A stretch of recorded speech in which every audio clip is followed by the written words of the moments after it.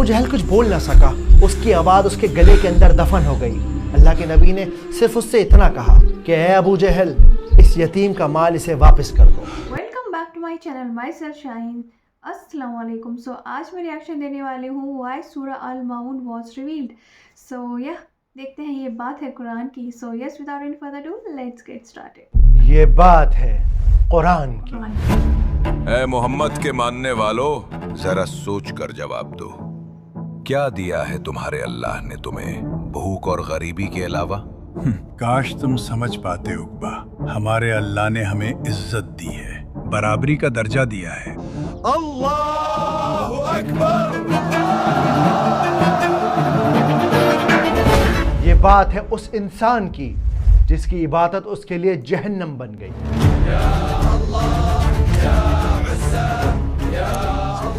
क्या तुम इसी तरह जाओगे तवाफ करने? हाँ, बिल्कुल ऐसे ही जाऊंगा। दिमाग ठिकाने है तुम्हारा? ये कपड़े पहनकर जाओगे का? इन कपड़ों में कोई परेशानी है क्या? अरे उतारो ये गुनाह वाले कपड़े। अल्लाह के घर का तवाफ वैसे करो जैसे तुम दुनिया में आए थे। तुम्हारा मतलब बिना कपड़ों के? हाँ बिल्कुल। ये बात है अल्लाह के उस अहकाम की जिसने दीन और दुनिया को एक ऐसी गांठ में बांध दिया जिसको क़यामत तक खोला नहीं जा सकता। चल बेटा, शाबाश, जल्दी से वो खराब वाली खजूरें इन अच्छी खजूरों के नीचे लगा दे। ये तो गलत है ना बाबा? अरे बेटा, कारोबार में ये सब चलता है। चल जल्दी लगा दे, मैं नमाज पढ़कर आता हूँ। ये बात है सूरह माऊन की। अराअयतल्लज़ी युकज़्ज़िबु बिद्दीन। बचपन में कुरान की आखिरी 10 सूरतों को याद करने के बावजूद भी हम में से न जाने कितने लोग अक्सर सूरह माऊन को भूल जाते हैं। सादिया, आप सुनाएं सूरह माऊन। कुल या अय्युहल काफिरून। सूरह काफिरून नहीं, सूरह माऊन। और आज हमारी सोसाइटी में न जाने कितने ऐसे मुसलमान हैं जो अक्सर ये सवाल पूछते नजर आते हैं। ओके, इन इस्लाम दीन और दुनिया को लेके चलो। What is more important, दीन और दुनिया? पर अफसोस हम में से बहुत थोड़े हैं जो ये जानते हैं कि दीन और दुनिया को बैलेंस किया ही नहीं जा सकता। कल एक सहाबी बता रहे थे कि सूरह माऊन में अल्लाह और उसके नबी ने बता दिया कि दीन में ही दुनिया है। तो क्या इसका मतलब ये है कि दोनों एक ही हैं?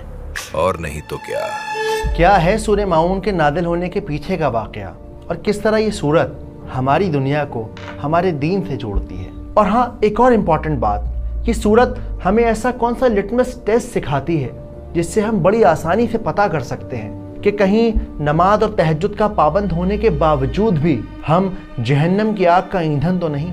सलाम हाफिज जी, 3 महीने हो गए, अगर आप पेमेंट कर देते तो मेहरबानी होती। ओए सुन, मिल जाएगी तेरी पेमेंट, अभी काम ठंडा पड़ा है। अगली बार फोन करे तो गाली बककर फोन काट देना, परेशान कर रखा है। और सबसे ज्यादा इम्पोर्टेंट, 1400 साल पुरानी इस सूरत का आज हमारी जिंदगी में क्या काम है, इन सब सवालों के जवाब जानेंगे इस वीडियो में। अराअयतल्लज़ी युकज़्ज़िबु बिद्दीन फ़ज़ालिकल्लज़ी यदु'्उल यतीम वला यहुद्दु अला तआमिल मिस्कीन। स्कॉलर्स कहते हैं कि सूरह माऊन मक्का के उस दौर में नादिल हुई जब आस बिन वाइल, अबू लहब, अबू जहल जैसे लोग काबा के जिम्मेदार थे। वो काबा की देखभाल करते, हाजियों के हज का इंतज़ाम करते, यमन और शाम के सफ़र को मैनेज किया करते और इन दुनिया भर में किए जाने वाले तिजारती सफ़रों से, मक्का में किए जाने वाले हजों से होने वाली कमाई को मक्का के आम लोगों की तरक्की के लिए इस्तेमाल करते। ऐ गुलामों, याद रहे, हाजियों की खातिरदारी में कोई कमी नहीं रहनी चाहिए। पानी, कालीन और इत्तर सब वक्त पर तैयार होना चाहिए। और हाँ, कुछ लकड़ी वालों को बोल के काबा के दरवाजों की लकड़ी ठीक करवाओ। मगर ये सब एक झूठ था, एक फरेब। असल में गुजरते वक्त के साथ इन लोगों ने अल्लाह के घर काबा को सियासत और कमाई की दुकान बना दिया था। बनु तमीम के लोग कपड़े उतार कर तवाफ कर रहे हैं। कोई बात नहीं, वो जैसे हज करना चाहें करने दो। उन्हें नाराज करना मतलब कारोबार का नुकसान।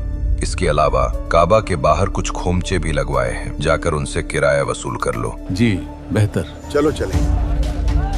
हर गुजरते दिन के साथ ये लोग बद से बदतर होते चले गए। یہ غریبوں کو کھانا تو کھلاتے لیکن دکھاوے کے لیے، یہ مسکینوں کی مدد کرتے مگر دکھاوے کے لیے، یہ کعبہ کا طواف کرتے، اپنے بتوں کی عبادت کرتے مگر وہ بھی دکھاوے کے لیے۔ دعوت بہت لاجواب تھی۔ جلدی جلدی بولو، اب کیا مانگنے آئے ہو؟ قاسم کے گھر کھانے کو کچھ نہیں ہے، اگر آپ تھوڑا اناج دے دیتے تو مہربانی ہوتی۔ تم لوگ تو روز بھوک کا رونا لے کر آ جاتے ہو۔ ہر جمعرات میں پورے مکہ کے لیے 2 بڑھیا اونٹ ذبح کرواتا ہوں۔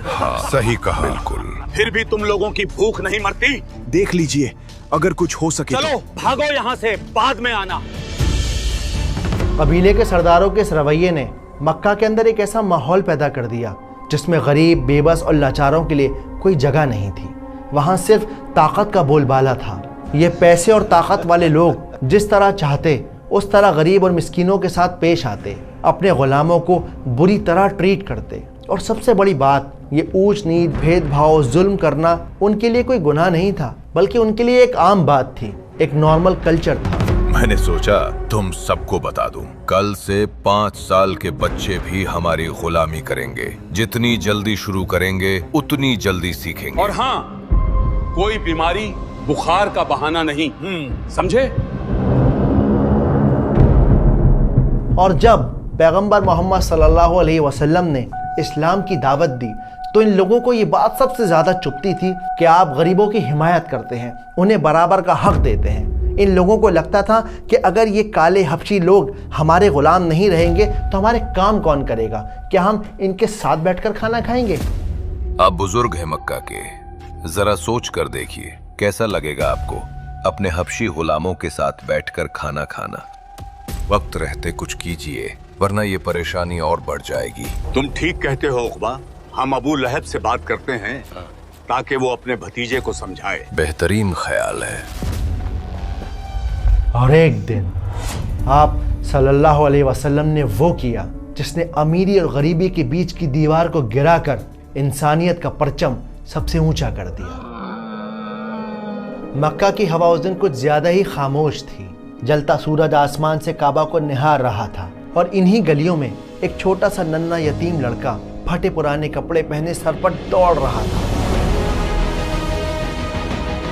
یہ مکہ کا سب سے کمزور انسان تھا۔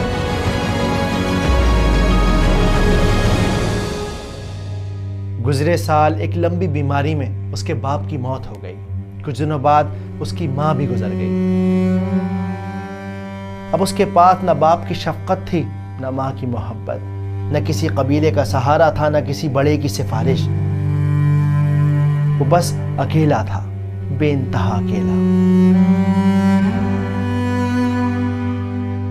لیکن پھر بھی اس یتیم کے دل کے ننھے سے کسی کونے میں ایک امید بچی تھی کہ شاید آج ابو جہل اس کا مال لوٹا دے گا، وہ مال جو اس کے باپ نے کچھ سال پہلے امانت کے طور پر ابو جہل کے پاس رکھا تھا۔ یہ امانت بڑی ذمہ داری ہے میرے اوپر رشید، جلدی ہی مجھ سے لے لینا۔ لڑکے کے پیر دھول سے بھرے ہوئے تھے، اس کی سانس اکھڑ رہی تھی، اس کا گلا پانی کی پیاس سے سوکھ گیا تھا، لیکن وہ بنا رکے بنا تھمے ابو جہل کے باغ پہنچ گیا تھا اپنا حق لینے۔ ابو جہل کے باغوں میں وقت گزارنے کا مزہ ہی الگ ہے۔ بدبخت، بالکل مفت خور کہیں کے، ہر ہفتے چلے آتے ہیں میرا مال کھانے۔ او ابو جہل، یاروں کے یار، حساب بعد میں کر لینا، آؤ ہمارے ساتھ آ کے بیٹھو۔ بس ابھی آیا۔ اچھا اچھا جلدی آؤ۔ ارے وہ دیکھو، رشید کا لڑکا۔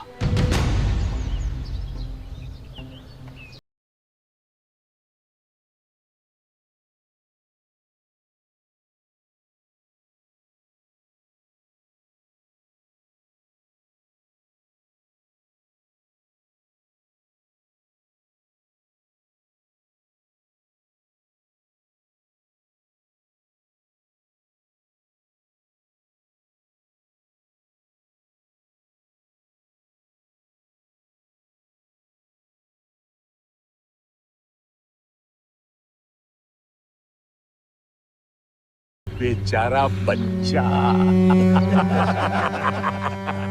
ابو جہل کا یہ رویہ دیکھ کر بچے کا دل ٹوٹ گیا، بالکل اس طرح جس طرح زمین پر گر کر کانچ ٹوٹ جاتا ہے۔ اگر دوبارہ یہاں نظر آیا تو تیری کھال کھچوا دوں گا۔ بڑا ظالم ہے ابو جہل۔ اس کی آواز بھرا گئی، اس کی آنکھوں میں سمندر تیر گیا۔ اس نے کچھ کہنا چاہا لیکن وہ کچھ کہہ نہ سکا۔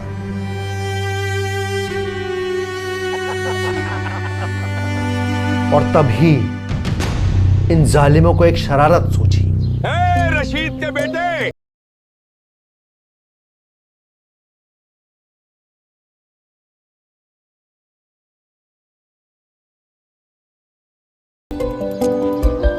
بہت غلط کیا ابو جہل نے بیچارے کے ساتھ۔ کوئی بات نہیں، دیکھ تیرا مال صرف محمد ہی دلوا سکتے ہیں۔ جا ان کے پاس جا۔ ان ظالموں کو ارادہ یہ تھا کہ یہ اللہ کے نبی اور ابو جہل کے بیچ ہونے والی جھڑپ دیکھیں گے، مزے لیں گے۔ انہیں کیا خبر کہ اب جو ہونے والا ہے اس کی گواہی خدا آسمان دے گا۔ اب ہوگی خوب تفریح۔ ارے دوڑ کے جا بیٹا، شاباش۔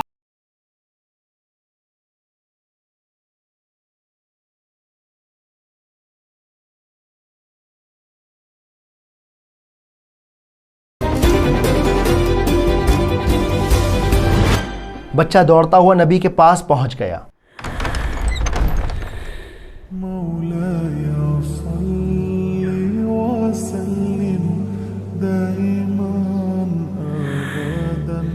اس نے انہیں ساری بات بتائی اور اس کی بات سنتے ہی اللہ کے نبی فوراً کھڑے ہو گئے۔ انہوں نے اس کا ہاتھ تھاما، وہ ہاتھ جس کو آج تک سب نے جھٹکا تھا۔ بچے کا دل ایک عجیب سکون سے بھر گیا۔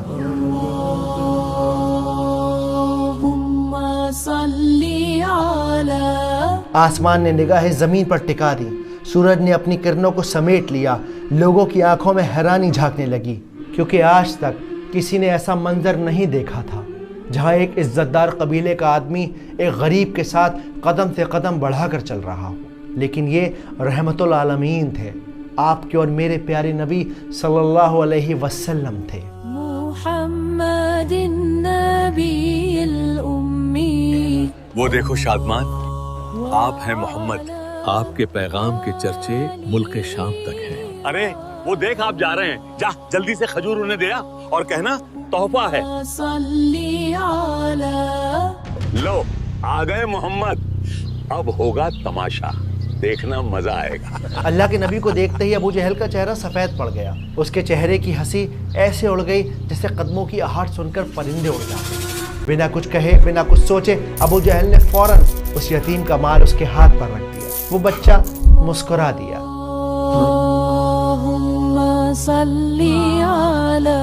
باقی قبیلوں کے ظالم سردار دور کھڑے یہ ماجرا دیکھ رہے تھے۔ یہ ابو جہل ایسے کیوں جم کر کھڑا ہے؟ سمجھ میں نہیں آتا کیا معاملہ ہے۔ اللہ کے نبی اور بچے کے جانے کے بعد یہ لوگ ابو جہل کے پاس آئے۔ انہوں نے اس سے کہا کہ یہ کیا معاملہ ہے ابو جہل، کیا تم ایمان لے آئے ہو؟ ابو جہل نے کانپتی ہوئی آواز میں جواب دیا، کعبہ کے بتوں کی قسم، محمد کو دیکھ کر ایسا لگا کہ کوئی انجانی طاقت مجھے مٹی میں ملا دے گی۔ صحیح بخاری، صحیح مسلم، مسند امام احمد کے علاوہ تفسیر کی تقریباً ہر کتاب میں اس واقعے کو سورہ ماعون کے ساتھ جوڑا گیا ہے۔ اللہ سبحانہ وتعالیٰ نے اس صورت میں کسی شخص کا نام نہیں لیا۔ جب مکہ میں سورہ ماعون نازل ہوئی تو ہر سردار کو ایسا لگا جیسے اس کا پردہ فاش کر دیا گیا ہو، جیسے یہ صورت اس کے لیے نازل کی گئی ہو۔ اب تو حد ہو گئی ہے۔ محمد نے مجھے ذلیل کیا ہے یتیم کا مال کھانے والا کہہ کر۔ ارے محمد نے تمہیں نہیں مجھے ذلیل کیا ہے۔ بے وقوفوں جیسی باتیں مت کرو، آپ مجھے ذلیل کر گئے ہیں۔ تو یہ تھی سورہ ماعون کی بیک گراؤنڈ سٹوری۔ تو چلیے اب اس صورت کو سمجھتے ہیں مزیدار طریقے سے، سنیمیٹک انداز میں۔ ابو عروہ، وہ سورت تو سناؤ جو نبی پر نازل ہوئی تھی، کیوں نہیں؟ اعوذ باللہ من الشیطان الرجیم، بسم اللہ الرحمن الرحیم۔ ارأیت الذی یکذب بالدین فذلك الذي يدع اليتيم ولا يحض على طعام المسكين فويل للمصلين الذين هم عن صلاتهم ساهون الذين هم يراءون ويمنعون الماعون۔ سب سے پہلے یہاں یہ بات سمجھنا ضروری ہے کہ سورہ ماعون از اے سورہ آف کرٹیسزم، یعنی کہ یہ ایک آئینہ ہے جس کے اندر انسان اپنی ہپوکریسی، اپنی برائیاں، اپنی خرابیوں کو دیکھ کر ایک بہتر انسان بن سکتا ہے، اللہ سبحانہ و تعالیٰ کا فیوریٹ بندہ بن سکتا ہے۔ تو پہلی آیت کیا ہے؟ اَرَأَيْتَ الَّذِي يُكَذِّبُ بِالدِّينِ، اے نبی کیا آپ نے دیکھا اس کو جو آخرت کے دن کو جھٹلاتا ہے۔ اب یہاں سوچنے والی بات یہ ہے کہ اللہ سبحانہ و تعالیٰ نے ارائیتا کا لفظ ہی کیوں یوز کیا؟ اللہ چاہتے تو علم ترا بھی کہہ سکتے تھے، جیسے سورہ فیل میں کہا علم ترا الذی، تب بھی بات یہی ہوتی، کیا آپ نے دیکھا؟ لیکن پھر بھی اللہ نے ارائیتا کا ہی لفظ چنا، تو ایسا کیوں کیا؟ ارائیتا اصل میں ایک ریٹوریکل کویشچن ہے، یعنی ایک ایسا سوال ہے جس کو جواب جاننے کے لیے نہیں پوچھا جاتا، بلکہ اس لیے پوچھا جاتا ہے کہ سامنے والے کو سچویشن کا اندازہ دیا جا سکے۔ جیسے اکثر ہم لوگ بڑی شرارت کرتے ہیں تو امی ابا سے کیا کہتی ہیں؟ آپ دیکھ رہے ہیں اس کی حرکتیں؟ سب دیکھ رہا ہوں، کئی دنوں سے دیکھ رہا ہوں۔ تو اگر علم ترا کا لفظ یہاں پر ہوتا تو بات ہوتی کیا آپ نے آنکھوں سے دیکھا اس کو، لیکن جب ارائیتا کی بات آ رہی ہے تو یہاں پہ صرف محسوس کرنے کی بات ہو رہی ہے، جیسے اللہ کہہ رہے ہیں کیا نوٹس کیا؟ الذی یعنی کہ سنگولر پرسن کی بات ہو رہی ہے، کسی ایک آدمی کی بات ہو رہی ہے۔ یکذب بالدین، یکذب یعنی جھٹلاتا ہے، کس کو جھٹلاتا ہے؟ دین کو جھٹلاتا ہے۔ تو یہاں پر جو دین کا لفظ استعمال کیا گیا ہے اس کے معنی ہے آخرت کا دن۔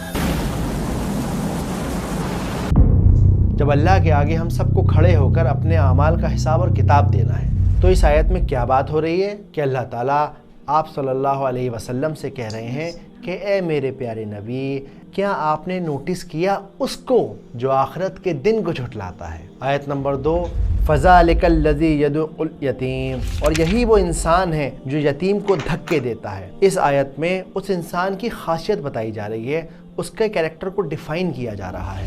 یدعو کا یہ جو لفظ ہے یہ بتاتا ہے کہ یہ انسان وائلنٹلی، فزیکلی، ایموشنلی، ہر لحاظ سے وہ یتیم کا حق مارتا ہے، اور وہ یہ کبھی کبھی نہیں کرتا بلکہ اس کے لیے بات نارملائز ہو چکی ہے، اس کو لگتا ہی نہیں کہ وہ کچھ غلطی کر رہا ہے، تو اس کے لیے ایک عام بات ہو چکی ہے۔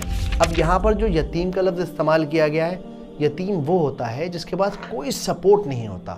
سوسائٹی کا سب سے زیادہ کمزور انسان ایک یتیم ہے۔ تو اس آیت کے اندر یہ سمجھایا جا رہا ہے کہ یہ انسان اتنا زیادہ بے حس ہے، اتنا نالائق ہے کہ یہ کمزور سے کمزور انسان کا بھی حق مار لیتا ہے۔ تو پھر آ گیا بھیک مانگنے، چل دفع ہو یہاں سے۔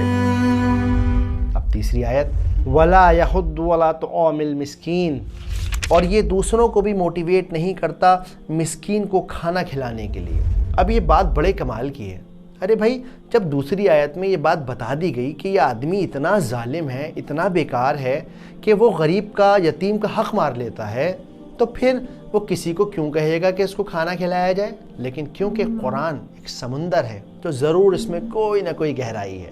چلیے اسے ذرا چھو کر دیکھتے ہیں۔ اب یہاں پر جو لفظ ہے نا علی طعام المسکین، اس کے بارے میں علماء یہ کہتے ہیں کہ اگر یہاں پر اطعام المسکین کا لفظ ہوتا تو اس کا مطلب ہوتا کہ صرف کھانا کھلانا یا چیریٹی کرنا یا احسان کرنا، لیکن یہاں پر طعام المسکین کا لفظ استعمال کرنے سے یہ بات صاف ہو گئی کہ یہ جو کھانا آپ مسکین کو کھلانے والے ہیں یہ کوئی احسان نہیں ہے، بلکہ یہ اس مسکین کا ہی کھانا ہے جو تم نے اپنے پاس دبا رکھا ہے۔ یہاں پر لا یحض کا جو لفظ ہے یہ بتا رہا ہے کہ وہ انکریج ہی نہیں کرتا کھانا دینے کے لیے یا کھانا کھلانے کے لیے۔ تو اس آیت میں اس کی دوسری خاصیت بتائی جا رہی ہے کہ یہ خود تو حق مارتا ہی مارتا ہے، دوسروں کو بھی انکریج نہیں کرتا کہ وہ مسکین کو کھانا کھلائیں، اس کو اس کا حق دیں، بجائے اس کے کہ وہ کھانا نہیں کھلاتے، بلکہ یہ کہ انہوں نے کہا وہ کھلانے پر کسی کو آمادہ بھی نہیں کرتے، گویا کہ اسی اندیشے سے کہ کہیں پلٹ کر اس سے نہ کہہ دیا جائے کہ تم کھلاؤ۔ چلیے اب آیت 4 اور 5 کو سمجھتے ہیں۔ اب یہاں سے نوٹ کرنے والی بات یہ ہے، آیت نمبر 1، 2 اور 3 کے اندر سنگولر پرسن میں بات ہو رہی ہے، اب پورے گروپ کی خاصیت بتائی جائے گی۔ فَوَيْلٌ لِّلْمُصَلِّينَ الَّذِينَ هُمْ عَنْ صَلَاتِهِمْ سَاهُونَ، تو ایسے نمازیوں کے لیے بربادی ہے جو اپنی نمازوں کی طرف سے غافل رہتے ہیں۔ ویل یعنی کہ افسوس ہے، بے انتہا افسوس ہے، ہلاکت ہے، بربادی ہے۔ اس کے علاوہ جہنم کے اندر ایک وادی ہے جس کا نام ویل ہے۔ ویل کا لفظ میں نے عرض کیا، جہنم کی ایک ایسی وادی کا نام بھی ویل ہے جس سے خود جہنم پناہ مانگتی ہے۔ اور ویل سے پہلے یہ جو فا کا استعمال کیا گیا ہے، اس سے ڈائریکٹ کنیکشن بن جاتا ہے پچھلی 3 آیتوں کے ساتھ، یعنی کہ بربادی ہے، ہلاکت ہے ان لوگوں کے لیے جن کے اخلاق بیکار ہیں، جن کی بات پچھلی 3 آیتوں میں کی گئی ہے۔ اب یہاں کچھ اللہ کا خوف رکھنے والے نمازی لوگ کہیں گے، کیا میری نمازوں کے لیے بھی اللہ تعالیٰ نے یہ کہا ہے کہ مجھے جہنم ملے گی؟ کیونکہ میں بھی تو اپنی نماز میں اکثر بھول جاتا ہوں یا بھول جاتی ہوں۔ اسکالرز کہتے ہیں کہ اگر یہاں پر فی صلاتہم ساہون کہا جاتا تو بات ہوتی کہ وہ بھول جاتے ہیں اپنی نمازوں کے اندر، ان دا پریئر، لیکن یہاں کیا بات ہو رہی ہے؟ ان صلاتہم ساہون، یعنی وہ اپنی نمازوں سے ہی غافل ہیں، about the prayers not in the prayers۔ Scholars کے اکارڈنگ نماز میں بھول جانا کوئی عیب نہیں، کوئی برائی بھی نہیں، کیونکہ بار بار آپ اپنے آپ کو واپس سے لے کر آتے ہیں اور پھر سے نماز میں فوکس کرتے ہیں۔ آپ صلی اللہ علیہ وسلم کی زندگی میں بھی ایک ایسا موقع آیا کہ اللہ سبحانہ وتعالیٰ نے انہیں نماز کا ایک حصہ بھلوا دیا تاکہ امت کو یہ سکھایا جا سکے کہ سجدہ سہو کیسے کرتے ہیں، نماز بھول جانے پہ ہمارا کیا ایٹیٹیوڈ، کیا رویہ، کیا طریقہ اختیار ہونا چاہیے۔ تو اگر آپ کو سہو کبھی ہوتا ہی نہ تو امت کو کیسے معلوم ہوتا کہ اگر نماز میں سہو ہو گیا تو کیا کروں؟ تو یہاں ان لوگوں کی بات ہو رہی ہے جو یا تو نماز پڑھتے ہی نہیں، اور اگر نماز پڑھتے بھی ہیں تو وہ امی نے دھکے دے کے اٹھا دیا، موبائل اسکرول کر رہے ہیں، بعض کسی صورتحال بس چلو یہ بوجھ سر پہ پڑا ہوا ہے، اسے اتار کے ایک طرف پھینکو اور فٹافٹ واپس اپنے کاموں میں لگ جاؤ۔ یہاں ان نمازیوں کی بات ہو رہی ہے۔ اب یہاں کچھ لوگ کہیں گے کہ یار مکتوب بھائی یہ کیا بات ہوئی، جب تو نماز آئی ہی نہیں تھی مکہ کے اندر، پھر یہ لوگ نماز کیسے پڑھا کرتے تھے؟ یہ تو مسلمان بھی نہیں تھے۔ تو دیکھیے صلاح کے بہت سارے معنی ہوتے ہیں، اس کا مطلب صرف نماز نہیں ہے بلکہ عبادت کرنا، کنیکشن بنانا، ریلیشن شپ بنانا اپنے اللہ کے ساتھ۔ تو جیسے سورہ کافرون میں ہم پڑھ چکے ہیں کہ انہیں لگتا تو یہ تھا کہ وہ ایک اللہ کی عبادت کر رہے ہیں، لیکن وہ ایک اللہ کی عبادت نہیں تھی بلکہ ان کا اپنا بنایا ہوا کوئی الگ ہی نظام، کوئی الگ ہی سیٹ اپ تھا۔ جیسے سیرت کی کتاب میں آپ پڑھیں گے کہ ان میں اتنا بگاڑ آ چکا تھا کہ وہ لوگ طواف کرنے سے پہلے اپنے کپڑے تک اتار دیا کرتے تھے۔ قریش کی ایک بدعت یہ بھی تھی تو مرد ننگے طواف کرتے اور عورتیں اپنے سارے کپڑے اتار کر صرف ایک چھوٹا سا کھلا ہوا کرتا پہن لیتی اور اسی میں طواف کرتی۔ آیت نمبر 6، الذین ہم یراؤون، اور وہ جو دکھاتے ہیں اپنی نیکیوں کو، اپنی عبادت کو، یراؤون دکھاوا کرنا، شو آف کرنا، ریاکاری کرنا۔ آیت نمبر 7، وَيَمْنَعُونَ الْمَاعُونَ، اور عام استعمال کی چھوٹی چھوٹی چیزیں بھی ایک دوسرے کے ساتھ شیئر نہیں کرتے۔ معون کے یہاں پر 2 مطلب ہیں۔ پہلا مطلب چھوٹی چھوٹی چیزیں جیسے پین، پینسل، برف، نمک، چینی، اور معون کا دوسرا مطلب ہوتا ہے زکوٰۃ کے، کیونکہ زکوٰۃ بھی آپ کے مال کا بہت چھوٹا حصہ ہے۔ اور اس کا ایک تو مفہوم یہ لیا گیا کہ اس سے مراد زکوٰۃ ہے۔ آپ کہیں گے زکوٰۃ حقیر کیسے ہوئی؟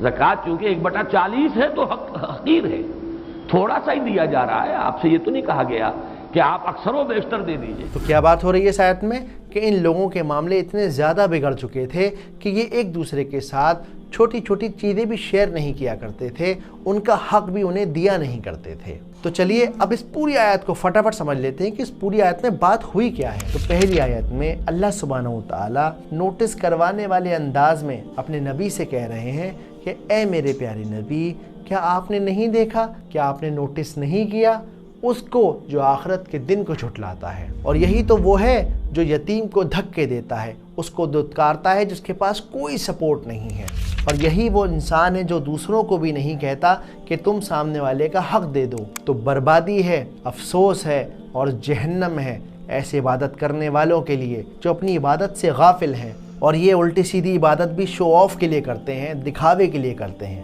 اور ان کے دل اتنے سخت ہو چکے ہیں کہ چھوٹی چھوٹی چیزیں بھی یہ شیئر نہیں کرتے۔ جب انہیں دولت مل جاتی ہے تو اب اس کو روک روک کر رکھتے ہیں، کسی اور تک اس کا کوئی فیض نہ پہنچ جائے۔ چلیے اب اس صورت کا ریلیونس سمجھتے ہیں کہ آج ہماری زندگی میں اس کا کیا کام ہے۔ اس صورت میں جو غور کرنے والی بات ہے وہ بات یہ ہے کہ اس صورت کے اندر اللہ سبحانہ وتعالیٰ نے ایمان اور اخلاق دونوں کو ایک ساتھ کنیکٹ کر دیا ہے، یعنی اب آپ کی دین اور دنیا الگ نہیں ہے بلکہ وہ ایک ہی ہے، کیونکہ صورت کا پہلا ہاف ہمیں بتاتا ہے کہ دل کے اندر ایمان نہ ہونے کی پہلی نشانی یہ ہے کہ آپ کا رویہ لوگوں کے ساتھ خراب ہوگا۔ اس کی مثال آج کل ہم اپنی سوسائٹی میں بہت آرام سے دیکھتے ہیں۔ لوگ کام کروانے کے بعد پیسے نہیں دیتے، نوکریوں میں تنخواہوں کو لیٹ کر دیا کرتے ہیں، محنت کرنے والوں کا پسینہ سوکھ کے نمک ہو گیا لیکن آپ کی جیب سے اس کا حق نہیں نکلا۔ بڑا بھائی بڑی بہن یا کسی کا گھر میں انتقال ہو گیا، آپ اس کے بچے کو اپنے گھر لے آئے، اب جی کہنے کو تو بڑا احسان کیا جا رہا ہے لیکن اپنی اولاد تو پسری پڑی ہے اور یہ بیچارہ یتیم آپ کے گھر کے سارے کام کر رہا ہے اور آپ کو کوئی فرق بھی نہیں پڑ رہا، کیونکہ آپ کے لیے اتنا نارمل ہو چکا ہے یہ کہ آپ کو لگتا ہی نہیں ہے کہ آپ کوئی خرابی یا کوئی برائی کر رہے ہیں یا کسی کا کوئی حق مار رہے ہیں۔ بیچارے یتیم سے تو بہت کام لیتی ہے۔ ارے جاؤ باجی، گھر میں رہتے ہیں تو ہاتھ تو بٹانا ہی پڑتا ہے، تھوڑا اپنے لاڈلے سے بھی کروا لیا کر۔ اللہ سبحانہ وتعالیٰ نے اس ہی ایٹیٹیوڈ رکھنے والے لوگوں کی عبادت پر ویل کہا ہے، جہنم کا عذاب ان کے لیے لکھا ہے، کیونکہ یہ ہو ہی نہیں سکتا کہ ایک انسان جو اللہ کا خوف رکھتا ہو وہ کسی کا مال روک لے۔ اسے تو ہر وقت کی فکر سوار رہے گی کہ بھیا ایسا نہ ہو کہ اگلے پل میری آنکھیں بند ہو جائیں اور میں اس کی پیمنٹ نہ دے پاؤں۔ سورہ کا سیکنڈ ہاف ہمیں بتاتا ہے کہ وہ نمازی جو نماز کو ٹال کر پڑھتے ہیں، تو آپ اپنی نمازوں سے بہت زیادہ غافل ہیں۔ آپ کو لگ تو رہا ہے کہ آپ نے نماز پڑھ لی، ٹکریں مار کے آپ آ گئے، لیکن اصل میں آپ نے عبادت نہیں کی، آپ نے صرف ایک دکھاوا کیا، ایک بوجھ اتارا۔ اینا وقت نکل رہا ہے، نماز پڑھ لو۔ ابھی 10 منٹ ہے، پڑھ لوں گی، تم اپنی پڑھ لو۔ تو ان کنکلوژن یہ صورت ہمیں ایک فارمولا دیتی ہے۔ کیا ہے وہ فارمولا؟ آخرت پر ایمان پلس اچھا اخلاق پلس بار بار بہترین عبادت کی کوشش کرنا از اکول ٹو ونڈرفل ایمان۔ Islam is that simple. Wallahi, it is that simple. Everything else is just the details. اب آخری بات، ٹھیک ہے میں سمجھ گیا لیکن اب مجھے لگ رہا ہے کہ شاید میں تعامل مسکین والی کیٹیگری میں ہوں۔ نہیں، اب مجھے لگ رہا ہے کہ میں شاید ساہون والی کیٹیگری میں ہوں، تو میں ایسا کیا کروں؟ بہت سمپل ہے، میرے خیال میں 3 کام کر لیں گے تو ہم لوگ انشاءاللہ تعالی اللہ کے فیوریٹ بندے بن جائیں گے۔ وہ کیا کرنا ہے؟ سب سے پہلا کام، اگر آپ نے کسی کی پیمنٹ روکی ہوئی ہے، کسی کا حق روکا ہوا ہے، آپ کی زکوٰۃ رکی ہوئی ہے، فٹافٹ اس بوجھ کو اتاریں، جلد سے جلد دے کے اس سے نپٹارہ حاصل کریں۔ دوسرا کام، جیسے ہی اذان ہو فوراً ارادہ بنا لیں کہ اب مجھے نماز پڑھنے جانا ہے، میں نماز کو ٹالوں گا نہیں، آخری وقت پر اپنی نماز نہیں پڑھوں گا، تاکہ ہم ان صلاتہم ساہون والی کیٹیگری سے باہر ہو جائیں۔ تیسری بات، خود بھی شیئرنگ سیکھیں اور اپنے بچوں کو بھی شیئرنگ اور کیئرنگ سکھائیں۔ میں جانتا ہوں امیوں کے لیے کبھی کبھی تھوڑا مشکل ہو جاتا ہے، وہ چاہتی ہیں کہ پورا پراٹھا گڈو ہی کھائے، لیکن اس سے لائف میں آگے جا کے گڈو بڑا کنجوس، بڑا بخیل ہو جائے گا نا، تو اس کو شیئرنگ اور کیئرنگ سکھائیں تاکہ آپ یمنعون الماعون والی کیٹیگری سے باہر نکل پائیں۔ گڈو، ایک پراٹھا ایکسٹرا رکھ دیا ہے، فرینڈز کے ساتھ شیئر کرنا ہے، ٹھیک ہے؟ امید کرتا ہوں ویڈیو پسند آئی ہوگی، بات سمجھ آئی ہوگی۔ میرا مقصد ہے کہ میں قرآن کو اتنے سنیمیٹک انداز اور آسان طریقے سے سمجھاؤں کہ اس سے آپ کے اندر ایک شوق پیدا ہو، آپ جا کے خود کتابیں پڑھیں۔ سو واو، بہت ہی بیوٹیفل ویڈیو تھی، اور جیسے کہ اس پوری جو سورہ الماعون کے بارے میں انہوں نے سمرائز کیا وہ یہ کہ کلیئرلی ہمیں 3-4 چیزیں بتاتا ہے، جیسے کہ آخرت کے دن پہ یقین رکھنا۔ تو اوبیسلی کہتے ہیں نا کہ جب ہر چیز کو فنا ہونا ہے، زندگی ملی ہے تو پھر موت بھی آنی ہے، اس کے بعد پھر وہ اینڈ نہیں ہے بلکہ اس کے بعد ایک ایور لاسٹنگ لائف اسٹارٹ ہونے والی ہے۔ تو آخرت کا دن ہے، اور پھر چاہے وہ کسی بھی ریلیجن سے تعلق رکھتا ہو، تو ہے کہ ہمیں مرنے کے بعد ایک دوسری جگہ بھی جانا ہے۔ تو یہ چیز ہے، اور دوسرا انہوں نے جیسے کہ یہ بولا نا کہ انصاف، ایک طریقے سے انصاف کرنا نا، کہ کسی کا حق نہ مارنا، اور جیسے کہ حق نہ مارنے کے اوپر یہ بھی آتا ہے نا قرآن میں کہ اگر ہم کسی اسپیشلی کسی یتیم اور مسکین کا اگر ہم حق مار لیتے ہیں تو ہم ایسا کریں جیسے اپنے پیٹوں میں آگ بھر رہے ہیں۔ تو یہ چیز ہے کہ کسی کا حق نہ مارنا، جسٹس کے ساتھ رہنا، اور یہ چیز ہے گڈ کیریکٹر۔ تو یہ اخلاق بہت ہی اخلاق جو ہے بہت ہی اعلیٰ درجے پہ ہے، ہیومینٹی کے، تو اخلاق ہونا بہت زیادہ ضروری ہے، ایک اچھا کیریکٹر. اینڈ اور also without good character we can not survive.